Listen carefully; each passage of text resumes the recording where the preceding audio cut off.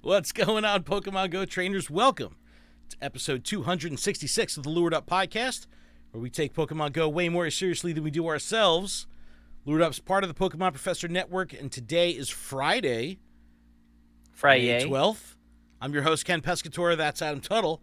It's a Friday. We normally do not record on Fridays. Special recording day. Yeah, this is a late recording. Yeah, the recording schedule. I don't even know how you're going to get this out. I'm not. In time. I can't get it out by Friday morning. You need to get it out by tomorrow. It will be. It will be out by tomorrow. But we'll get into why our recording had to get pushed a little bit, so we appreciate everyone's patience. But we got plenty to talk about this week, Adam. There's a lot cooking. Some good news. Some really not so good news. There's plenty to cover, plenty to talk about. We'll break it all down. We're going to start with the last week of gameplay. We had the wrap of an instinctive hero. We had a Valorous Hero cooking right now. Regidrago makeup is tomorrow, Adam. I know you're going to do all the raids. I'm going to be at a wake. That's right. Much better time dedicated to life than... life is more important right now. Yeah. Go Battle Day Stardust is on Sunday, Mother's Day. Another interesting day for an event. So we'll talk about that. And you said that was 12 hours, right? No, it's the whole day. Event? It's 24 hours. It's 24 hours? It's 23 hours and 59 minutes. Wow. Because it goes to 11:59. So you're telling me I could stay up late and get it done? Yeah. After midnight? You totally can. No way. You could Saturday night. I could just, that just blows my mind. Yeah. But wait, so like before you even go to bed, you could do that. I know. Stay up all freaking night and do your battles. Or after the day, you get ready for bed, you're in your jammies. You do have the whole day, so that is a good thing. In the worst possible news of the week, the Silph Road announced today that they will be going dark on August 1st, which is super not cool, super bad, super terrible news. And the entire community is gutted, right? Everybody. So it sucks. Yeah, the Silph Road has been like a staple, an integral part of Pokemon Go for so long. For sure. I mean, the since before Go, you know what I mean? Like, this is all starting like right at the onset, and it's shitty that it takes like something this heavy for the community to agree on something, like the fact that this is terrible. You know what I mean? Like, it's like for once we're all agreeing on something. But there's, of course, a lot of manipulation and twisting of this information going on. We'll talk about it. Definitely some good conversations to be had in that realm. We'll dig in and discuss how Campfire is going to need to like step the hell up, get its act together, especially because the Community Ambassador program will now be revamped and run exclusively through Campfire rather than the Silph Road. More info to come on that. Details of the next Wayfarer Reviewer Challenge have been announced. This one taking place in Spain. And a lot of the rewards are great. Some new functionality is going to be great. A lot to talk about there. We'll get into it. And we're also going to just wrap up with like open-ended discussions like we've been doing.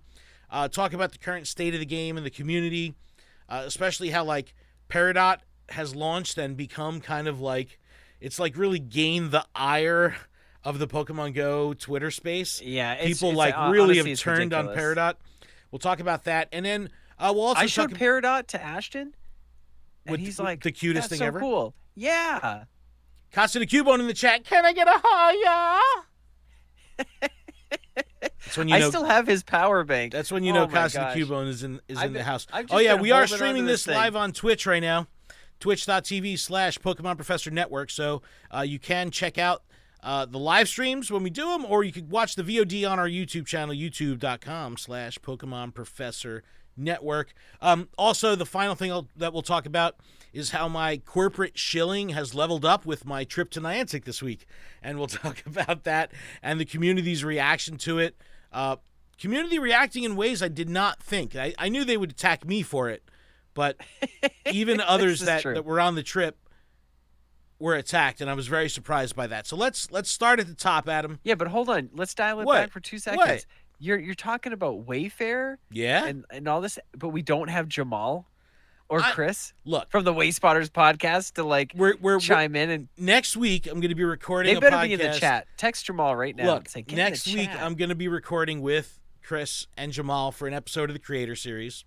Ooh, Ultimately, okay. as we talk about the Wayfarer Challenge, we want people to go to Way Spotters so they can get information from people that know what they're talking about, not just two talking heads like us that are going to be reading off a teleprompter about the Wayfarer Challenge.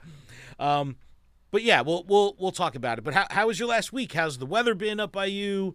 How's life Weather's been gorgeous. Have you played? It did rain a couple days, but then it was like blue skies, sunny. Since it's been great, really Beautiful. Great. Watering a lot of plants at work, That's your week. Nice. That's your week. Watering plants. I'm just saying. Well, I mean, I worked, so that. But did you play at all? I played some hockey. Any raiding? Any spotlight hour? Any? I did one raid today. I did one raid. Was it Regidrago? Wait, okay. I lied. I've done two. Jamal from the Way Spotters podcast sent me a Regidrago. It was not shiny. I saw that message. He was like, Adam, you want the Regidrago? You're like, I'm logging in right now. I was like, yes, it's happening. To be fair, that's the first time I logged in all day. So, anyways, second raid I did was in person at my work on my break. Okay. Today, it was Mega Pincer. And two people joined me. I had to send remote invites. So I appreciate those who helped me because I could not have done that alone. I love the feeling of like when you send a random invite and they join, it's like, oh, you love I'm like, me. You really love I appreciate you so much. It's like, I crack up because like I make jokes every time. Look, I'll try to do every raid I can if I get invited, but I love when like a real crappy tier 1 will come through and I'll be like, in this economy, I cannot use my raid pass. That's the best meme. I know. So no, good. but honestly, at this point, I'm just gonna I have I think 2 more raid passes, the remote ones, and I'm like, okay, if I get sent stuff, I'll do it. But that's it. How's your gameplay at large been? Still well, I bought down? incubators. Oh, I heard from a reliable source that Larvesta was in eggs. And let me tell you what I didn't hatch. Larvesta. Yeah, you're not alone there. I literally hatched like 12 eggs today that have been incubating because I got a lot of like the regular normal incubators, and they all launched off today, and it was like Riolu. I'm like, okay, cool. I'm getting good Pokemon. Hisuian Voltorb. I'm Stunfisk. Dude, 12 eggs ain't shit though. I know, but I'm saying like I have been casually hatching eggs throughout this whole of the instinctive event, not a single one. Yeah. Well, the good I did thing get the Elect Kid. But look, like it's a little wristband. It doesn't even. I can't even see it. Well, yeah, we're going to talk about that. But dude, Larvesta is still in eggs, so this was not like an event only thing. Like you could still hatch Larvesta, so there's still chances to do it if you get an egg right now and pull it up in the inventory. But so you're saying I have to spend more money. Dude, get on that free incubator grind, man. I've been on that shit for fucking years. All right, but let's talk about Instinctive Hero. This wrapped up the Elekid with the wristband. So, 3 people on Twitter all tagged me going, holy shit, I transferred my Elekid because I didn't notice that it was a costume Pokemon, and it is so hard to notice this little wristband on its, on the arm. Meanwhile, Ponyta, it's right there. Lapras, it's right there. So, Elekid, where is it? Yeah, we're going to talk about. Look, I got all 3 up on the screen. I got the Mystic Hero event. I've got a Valorous Hero, which we're playing through right now. We just wrapped up on Instinctive Hero. So, let's talk about this general kind of bucketing. Let's taco about it. Yeah, let's talk about it. Like the bucketing of this event. So. We have the 3 teams, we have the team leaders, we have narrative that we could pull from to create events around. Is this something that you think they can recycle every quarter or every year or something like that, where they can continue to do like these team-based events? Like, did you feel any kind of like affinity to doing the Instinct one because you're an Instinct player? Like, no, I did see Holly's post where she got the Hundo Ponyta, evolved into Rapidash, maxed it out like awesome. Congrats, that's awesome. even if I got 100% Elekid, I would not have had that reaction. So, I think this is where the game. If it was a Delibird, come on, I'd have a different reaction. This is where I think the game would really be able to benefit from like voice acting or cutscenes or like I think that this game has the opportunity to have a stronger core narrative using the team leaders to guide the story, using Willow, but I don't know. I just get caught up in the loop of just fucking blasting through the text and like what was the single time.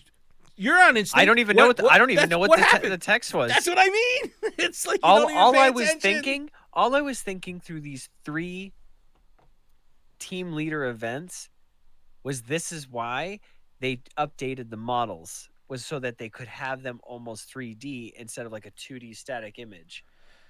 And that's the only thing I gathered and came to the conclusion on. Okay, but they looked great. Don't get me wrong. They definitely look great. Yeah, I think that... I mean, they've grown on me. I still don't necessarily think it's the best, but they do look good, and seeing them in motion and stuff and like I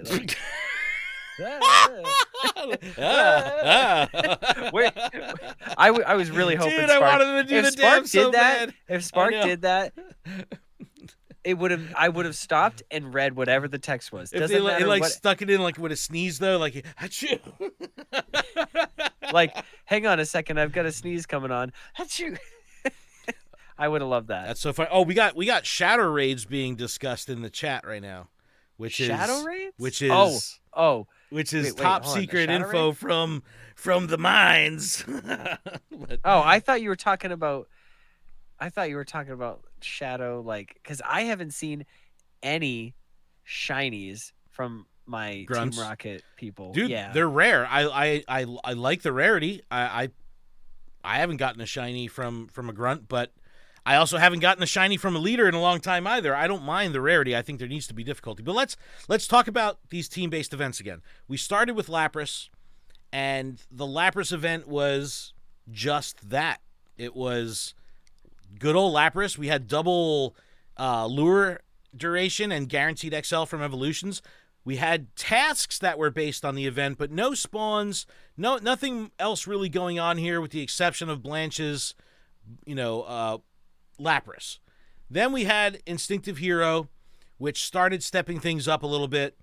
We had the Larvesta and Volcarona debut as part of this event. We had double XP for hatching, double Stardust for hatching. Larvesta going in 2-5 and 10k eggs. We had the debacle here with them clarifying if you're lucky, an additional Larvesta, or in addition to Larvesta, the usual Pokemon available in 2-5 and 10k eggs throughout a given season will continue to hatch from those eggs. That came at the last minute. People were like, you fooled us. And it's like, you want clarification and more communication from Niantic, they give it to you, then you get mad. But I see how it could come off as they were trying to hide it until the last minute. Yeah, again, it feels like that, but I understand. Right. Not everything makes it. I asked very early on when we were made privy to this announcement, I asked ahead of time, like, yo, is this the only Pokemon from 2, 5, and 10? And they let us know, no, it will be an addition. And we put that out on our Twitter, like, hey, confirm with Niantic, this will not be the only Pokemon in 2, 5, and 10. This will be an addition. So we knew that 5 days before this information got added to the blog or whatever, and then it shows up in the blog, people got offended. But we had Larvesta, the fucking no one, like, so few people hatching Larvesta. I have one, and I hatched about 60 eggs. So on that free incubator grind? Hell no, son. I'm still on that Niantic incubator grind. I hatched a bunch of eggs. Didn't you just tell me that you were on that free incubator grind for like 6 I'm months? Still blowing through some surplus, son. The whole year I've been on single incubator grind until I did that challenge, and I got a whole bunch of incubators. I did get the shiny Happiny, which was huge for me. So I really like that. No other shinies. I haven't really been hitting up the 7Ks too much because they hurt. They feel shitty. But Elekid wearing the Spark theme accessory. Hopefully you did not transfer it. I've gotten one Chansey, one Snorlax from field research. Nothing shiny out of here. But as you see from Into Instinct and now the Valor event, we have the Mega Pinsir debut. But we have some other bonuses here that were not originally listed in the blog that were added. So this was like an added bonus, and it wasn't like they were just surprising us with this stuff. They actually said like, "Hey, this was missing from the blog," but it felt like, hey, they threw in some extra bonuses, so it was kind of neat. Double candy for catching Pokemon, double chance at Candy XL, 2 free raid passes by spinning a gym photo disc, 2 times mysterious components from Team Go Rocket Grunts, and then we have this really awesome raid lineup of Hisuian Pokemon. Like we said, Druddigon back in 3-star, Tapu Fini up top. Shout out to Brandon Tan getting me the shiny on a raid. And then we have Mega Pinsir. Our special research story of Valorous Hero for the Ponyta wearing this, little collar thing for Candela. The timed research throughout the event, get a fast TM. And there was Ponyta infield research as well. So we had like this developing Mystic Instinct Valor thing. Should they recycle this? Should this come and go and never think about it again? I think it's a cool flex. It's one of those, it's a rare Pokemon because of the costume and because you can only get one. So if you really want that shiny, I saw the Ponyta, man. It looked good with the thing on. Yeah, well, I'm just saying, if you really want that shiny, you're gonna have to offer somebody so I guess if I was Team Instinct and I got the Mystic shiny Lapras, I would want to trade it for somebody that got a shiny Elekid, because that would feel better. But I don't know if I would do that. I don't know. I just feel like this is one of those very rare Pokemon. No, I agree. You got one chance. One chance only. Mom's spaghetti. I mean, if you had one chance, one opportunity to catch a Ponyta. Here you go, Adam. You can have a second opportunity, and that's for Regidrago that's coming back tomorrow. We apologize. Remember, this is what they had said. We apologize for the inconvenience to our dedicated trainers experienced during the initial appearance of Regidrago in March. Here we are in May. Regidrago is back. So, Adam, where are you at? I remember last week you had some harsh feelings. You were like, "I hope it fails." What's the deal here? Are you going to do them? I know you can't. I'm not going to do that. I know, but where are you standing about like the overall, the makeup, I know you can't do it. I don't know. I hope they. It's just frustrating. You still feel shitty in your jellies about this? Yes. Yeah. Okay. All right. That's very like, fair. Oh, hey, I know we already had you go out and waste your time months ago. Do it again. But why would it be a waste of time if it were to work? Because I already wasted my time once. Why make me do it again? Because you're not going to waste your time because you're going to go do raids. Why? No, I know, but why make me do something I already wasted my time on? So you could actually take part in it? That's like getting an interview, going to the interview, and the person that's supposed to interview you not showing up. And then the next time they're like, no, they'll be there. I swear. Months later. And you're like, yeah, but I applied and I had an interview set up months ago. But you still want the job, right? There's people that still want Regidrago, so that's why they're going to do it. I guess if they still want the job, but like, if I was dissed once, I don't necessarily know if I want the job now. I don't know. I have pulled up on the screen what Red Bank is looking like for Elite Raids. Pretty light. Oh, yeah? Do you? Oh, yeah. I've got 5 p.m. and a 2 p.m. at our usual starting point. So usually we start in the morning. So I don't know what the crew's going to do. I'm going to have to figure out where they're going to be at. Well, good luck. I hope you get the shiny. You hope I get the shiny? Really? Yep. Oh, I don't know.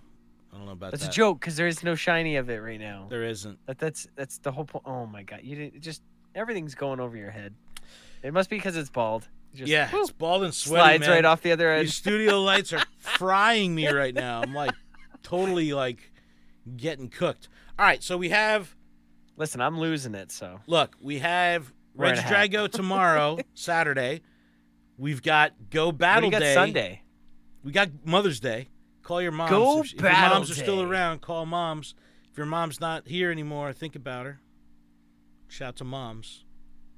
But we grandmothers still count. Go Battle Day. Rising Heroes start date, rank, blah, blah, blah. Here we go. Let's go all the way down. Go Battle Day Stardust. Saturday, or Sunday, May 14th, 12 a.m., so starting at midnight, to 11:59 p.m. local time. The full day. Paid battle-themed timed research awarding increased Stardust will be available for $1. It was like, here's 25,000 Stardust for $1. 4-time Stardust win rewards, doesn't stack with all the other bonuses.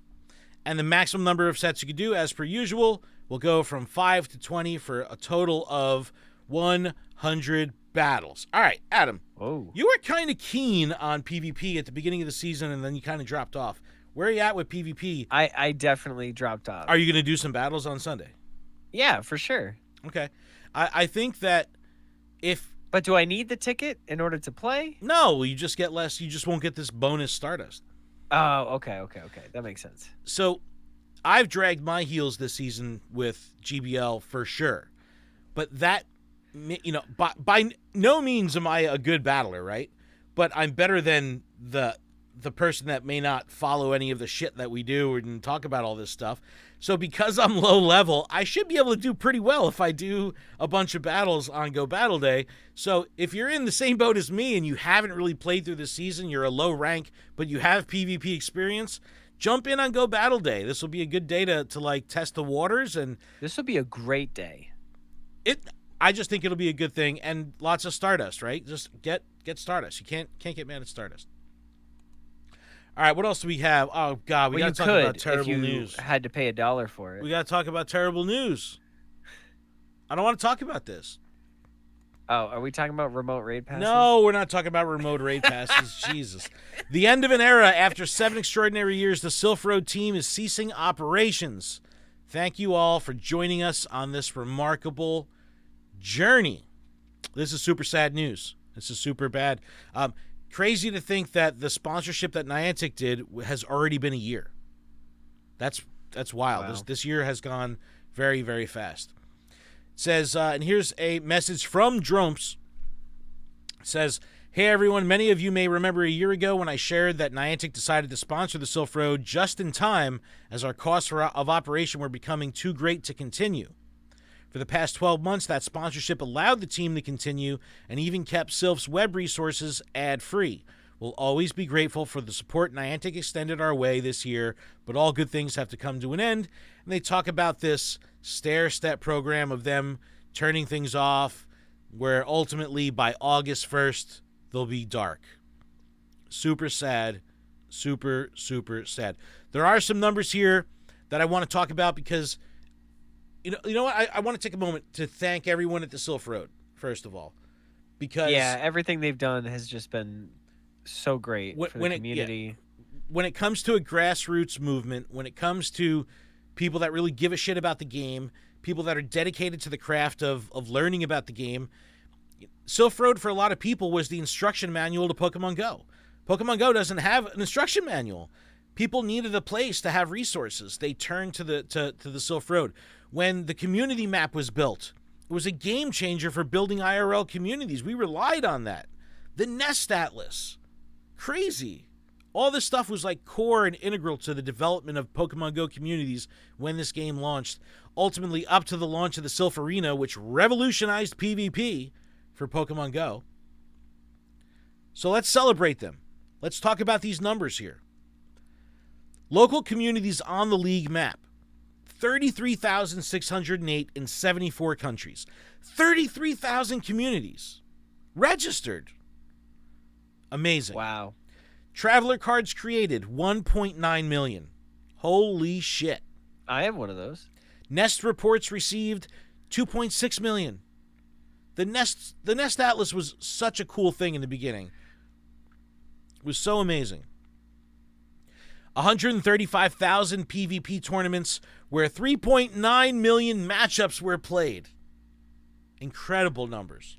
Wow. 1.6 million event check-ins recorded at live meetups, staffed by 29,000 in-person volunteers. So crazy. The Silph Road website sessions since 2016, 206 million plus. It's wild. And subreddit subscribers, 821,000 subreddit subscribers. Now, some things to note. Subreddit isn't going anywhere. The heart and soul of the Silph Road is the subreddit. It will continue to go on. Support that subreddit. Be active in that subreddit. Let's not let Silph's legacy kind of fizzle. We got to keep that going. Also, Traveler cards and all that stuff will be available till August 1st. They're going to have a backup of Silph records, Silph Arena records, and a backup of Traveler cards for like a posterity reasons. So this is a big deal. My relationship with the Silph Road starts very early in Pokemon Go. It was like the source. I think it really started picking up steam when early trainer tips videos would reference the Silph Road a lot. Yep. And it always doing the check-ins. Yep. It became a resource for news about field research or eggs or raids. Ultimately, the launch of the Silph Arena, again, for me, I've hosted, I don't know, close to 150 in-person Silph Arena tournaments. I've hosted probably 300 remote tournaments. You know, I know the PvP community likes to poke at me and stuff like that, but I'm a shitty battler, but I love battling and I love PvP. And, you know, I've hosted almost 500 tournaments. You know what I mean? Like, this was a platform that I used like crazy. Yeah, we did that PvP tournament at our Marie Pup. The New Jersey Go Battle League, my one of my brands, one of my companies, was originally called New Jersey Silph Arena. And then when GBL came out, we, you know, as a brand, we rebranded because you ultimately see how things could go. And Silph did this amazing job of having its own stake in PvP and having its own identity and having like this incredible community. Absolutely amazing work by the people that work there.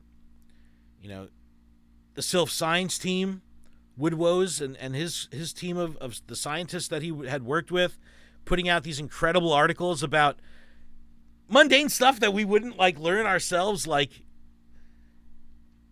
just crazy data based on real life users. Shout to the Silph Road, shout to Dromps, shout to the entire team that worked at the Silph Road. We appreciate you very much. Thank you so much for all your hard work. Was there any talk of like GoFundMe or anything like that could help or turn around the situation? No, they already have a sunset plan going. Okay. And just out of curiosity. No, for sure. I think that the operation is probably so significant. Like I mean, even running this podcast, it's like, you know, you don't get into podcasting to make money, right? Like making money in this space is very hard, you know? And even the operations of like this podcast, this little podcast in the network, they're significant. So I can only imagine what it takes to run an operation like that. And Niantic did come in with the sponsorship at a very timely, you know, it was very timely for them because they were, you know, they're like Drome said in the announcement, the expenses were racking up. So two things we should kind of follow up this conversation with. And the first one is going to be the Community Ambassador Program. Pretty much right after the announcement from the Silph Road, up on Pokemon Go Live, Community Ambassador Program and Silph Road transition. It says, trainers, for the past year, we've had the pleasure of partnering with the Silph Road on the Community Ambassador Program. It's been great working with the team on this project, and it has also been incredible watching the passionate contributors at the Silph Road grow to a truly amazing community hub. While we're sad to see the Silph Road closing its doors, we want to thank them for all they've done in the Pokemon Go community in the last 7 years. It says 6 years, but it's really 7. Community Ambassador Program will continue to move forward into its next iteration while closing its applications through the month of May for the transition. Community leaders will have expanded opportunities to apply to be a community ambassador outside of the Silph Road. Soon, trainers from across the globe will be able to apply to this revamped program via Campfire. All right, hard stop. Let's talk about Campfire real quick because the the people that have Campfire love Campfire. The people that use Campfire succeed at using Campfire. The problem with Campfire is not everyone has Campfire. And this is true. It's still, everything is going to meet. We've talked about migrating from Facebook to Discord, potentially Discord to Campfire. We know that Campfire can't do things that Discord could do. But as far as the community ambassador program is concerned, they have to go to Campfire because this is where it's going to be. Now, I want to talk about the community program to this point, and I can speak on this from the experience that has been shared with me by the Red Bank community leaders who have been trying to get Red Bank set up as community ambassadors. And they've had challenge after challenge after unresolved challenge, trying to get things right with their Silph Road ranking, trying to get things right with all of that. And it's been a nightmare for them. It's been an absolute nightmare. And to the point where the leaders gave up. And we don't want to see that continue with Campfire, right? We don't want the Campfire experience to be crappy. The leaders are like, I can't get into Campfire. We're going to have to play this one by ear. We're going to have to take this one as it comes. But if I have Campfire, I can invite somebody, right? Invite someone to Campfire? Yes. You get a couple invites. It's not like you can just invite an unlimited amount of people. Oh, okay. So if it's not available to them or they don't have access to it, if you give them an invite, they're in. But without that invite, they just have to wait for it to roll out, and it's not rolled out. So, well, hopefully this is rolled out by August 1st. Yeah, exactly. Well, oh shit, good point. Maybe sooner than that, hopefully. Wow. All right. Well, they did say in one of the updates that Campfire was a summer release, a summer rollout. I don't know. I want to see this program flourish. I think that working with community ambassadors in New York City, seeing some of the work that community ambassadors are doing around the world, it's amazing stuff. Seeing Niantic devote resources to supplying those community ambassadors with swag, with stuff, with help, seeing the in-person really nice stuff, all that stuff is great. But how it's going to work with, the whole system was based off of the Silph ranking, right? The Silph community ranking. Is that exact system going to be moving over? We'll have to see. Because I don't know what it's going to be like. I guess, but I do want to get into the toxic sludge on Twitter this week at the end of the show. But something we can talk about. Oh yeah, you love that toxic sludge. I do. But something that I'd like to address is a lot of angles have been taken on Twitter this was Niantic's plan all along. They doomed the Silph Road by sponsoring them. This was their plan. They wanted the Silph to fail. It's shitty. Again? Right. It's become like the Twitter flavor of the week, the patsy. The patsy for the anger they want to get out. It was Peridot. It's the remote raid passes that did them in. That did Silph in. You know what? We'll get directly influenced. We'll get to the hate at the end. We'll keep it together. All right, one more thing before we take a break, Adam. How long have we been going? Yeah, we're going half an hour. Yeah. Let's talk about Wayfarer.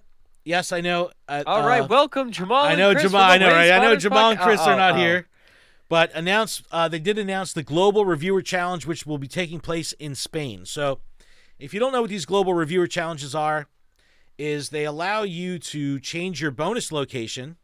Things change for Spain. We'll talk about it.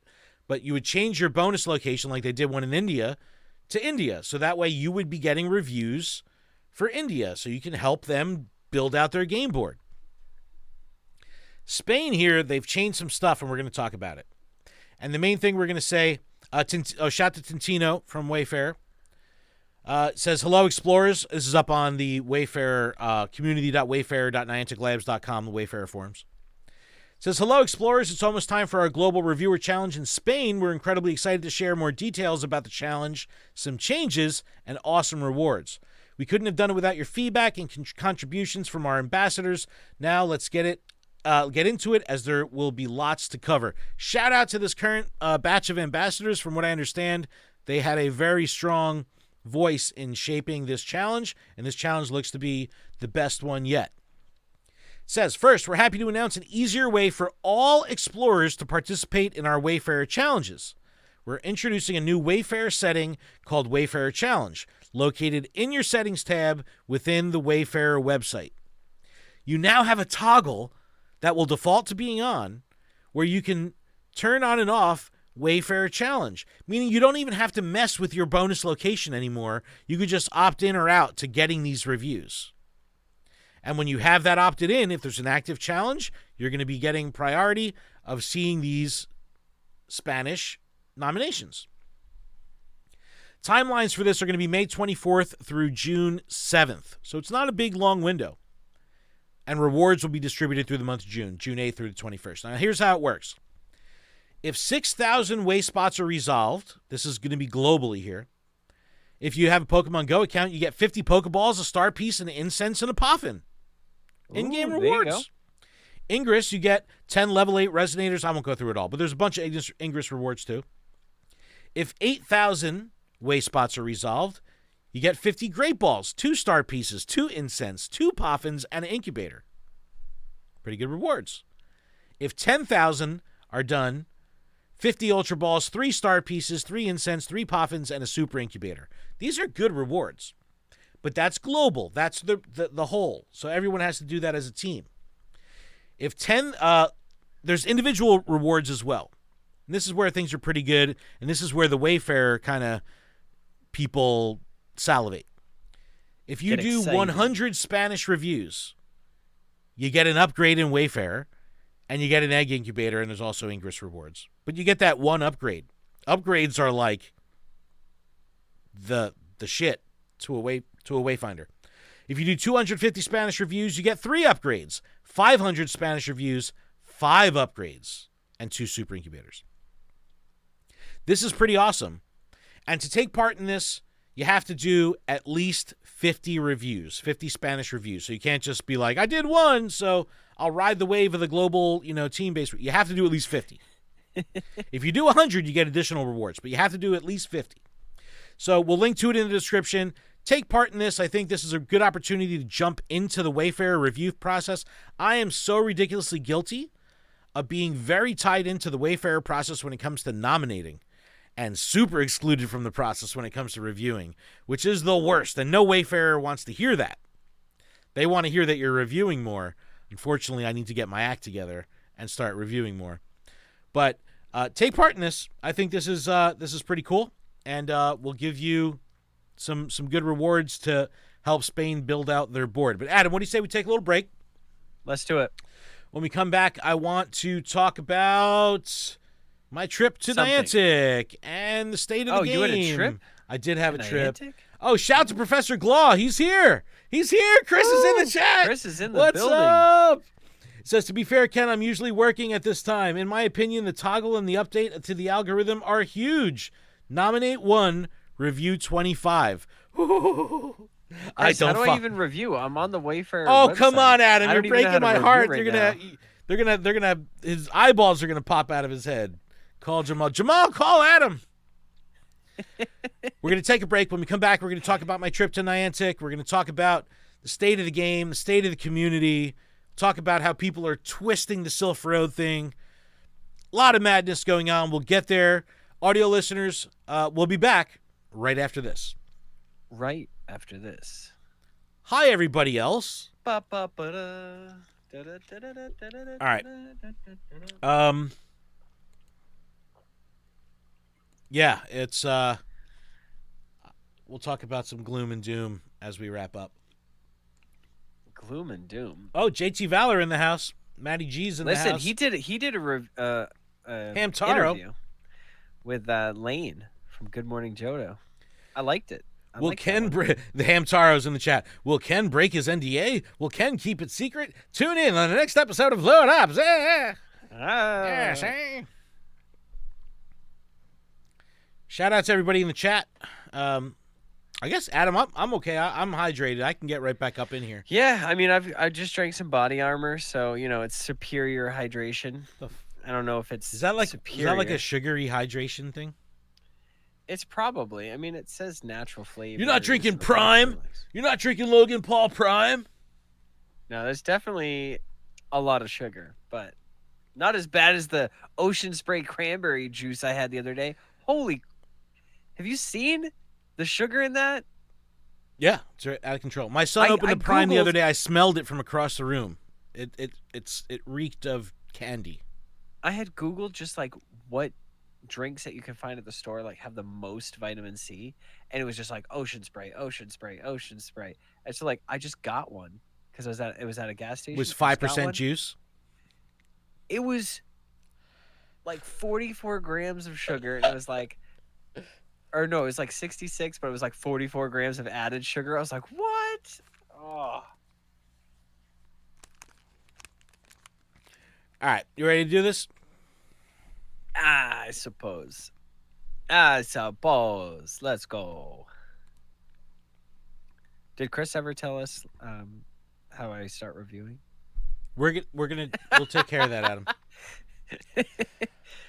Okay.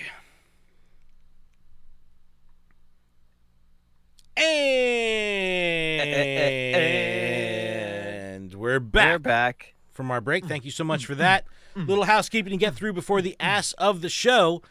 This podcast is powered by Patreon, and you can check ours out over at patreon.com/PokemonProfessor, where you can support this show for as little as $1 a month. And that $1 will get you access to our patron-exclusive Discord, which is a fantastic place filled with fantastic people. All patrons are eligible to participate in our monthly PGO and TCGO live tournaments. Registration's in the Discord. We hope to see you there. Huge thanks to our gym leaders, Absolutely Ryan, Austin Zard, Bean and Cheese, DJ Wonderbread, GK, Hall to Counselor, Sue Jamal, Mythical Hitch, and Big Za Minus. Shout out to our newest patron, Whalerin1106. And special thanks to our executive producer, Paul Bott, as well as the other executive producers on the network, Tish Smith, Kate the Cons, and Stinky Ash. Make sure you check out PokemonProfessor.com for everywhere you can check out our shows, listen to the shows, download the shows, see our photos, leave us some reviews, get some merch, all that stuff, PokemonProfessor.com. Shout out to Woodwo's Wolf in the chat, says, does anyone know if being a volunteer Silph scientist comes with a pension plan? Oh, press F to pay respect. No. F in the chat. No, it's so sad. So sad. All right, let's talk about my trip. I'm going to pull up a tweet. So I put on Twitter, I had an incredible time hanging with this group of amazingly talented creators at the Niantic office. We were able to preview, to test a new feature that you're going to absolutely love. The future of Pokemon Go is looking strong, Ken. And it's a picture of Zoe, Couple of Gaming, Landor Alpha, Swaggeron, Trainer Tips, me, and Fleece King. Trainer Tips